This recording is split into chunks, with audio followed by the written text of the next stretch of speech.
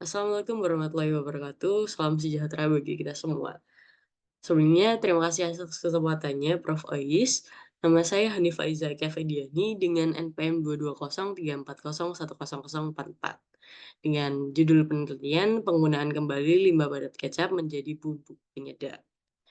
Untuk latar belakang penelitian saya sendiri, limbah padat kecap dan juga karakteristiknya, yakni limbah padat kecap terutama dari hasil ampas kedelai yang tersisa setelah proses fermentasi dan juga penyaringan dalam pembuatan kecap.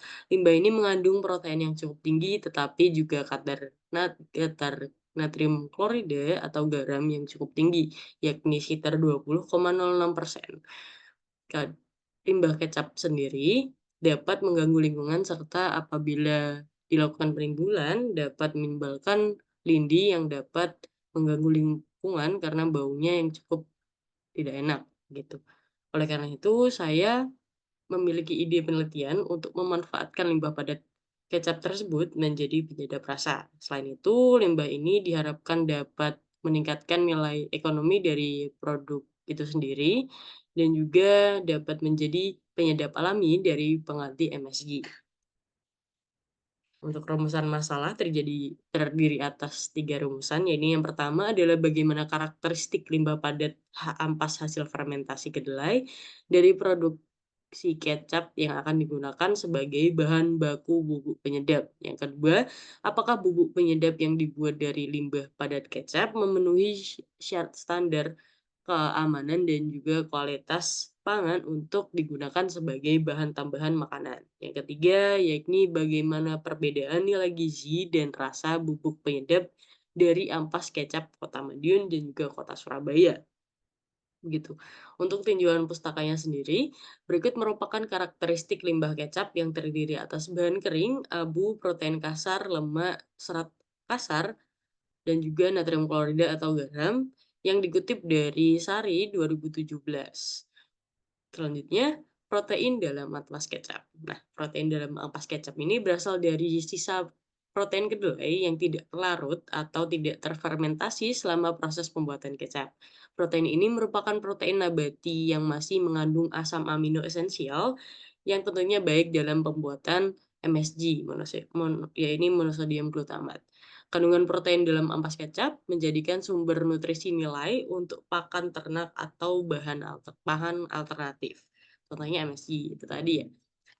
Nah, selanjutnya pengukusan ampas kecap. Nah, pengukusan ampas kecap ini diharapkan dapat menghilangkan bau langu dan juga bau tidak sedap yang terdapat dalam ampas limbah kecap sehingga dapat meningkatkan kualitas bahan baku limbah kecap.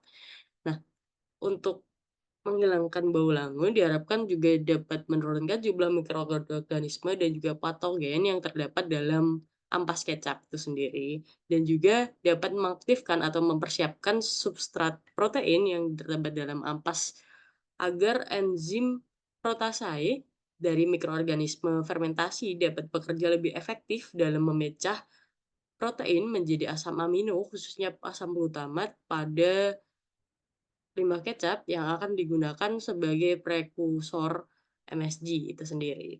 Selanjutnya adalah fermentasi ampas kecap. Untuk fermentasi ini terdapat 2 variasi, yakni yang pertama menggunakan Aspergillosae yang dipilih karena kemampuannya untuk menghasilkan enzim protase yang tinggi yang efektif memecah protein kedelai menjadi pepsida dan juga amino, termasuk garam glutamat sebagai presekutor rasa umami yang akan menghasilkan rasa enak pada MSG kita nanti.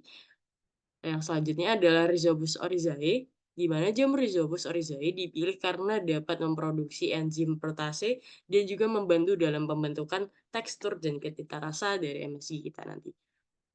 Selanjutnya adalah metode penelitian. Metode penelitian saya, yang pertama adalah ide penelitian, yaitu menggunakan kembali limbah padat kecap menjadi bubuk penyedap rasa.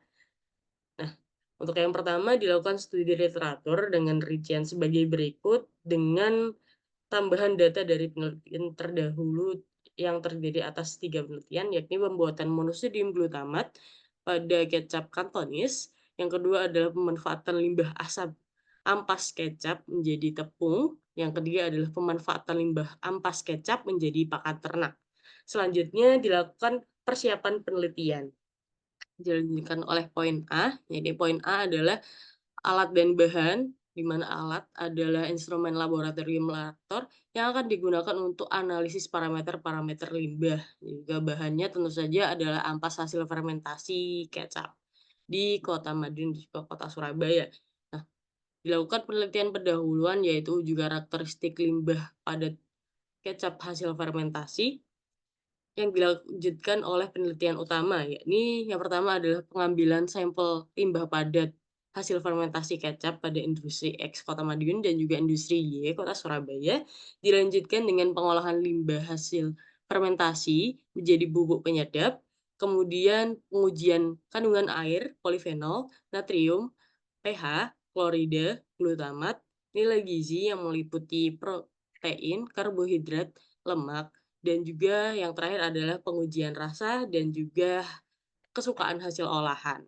Nah, selanjutnya dilanjutkan oleh pengumpulan data penelitian dan juga yang terakhir adalah analisis data penelitian.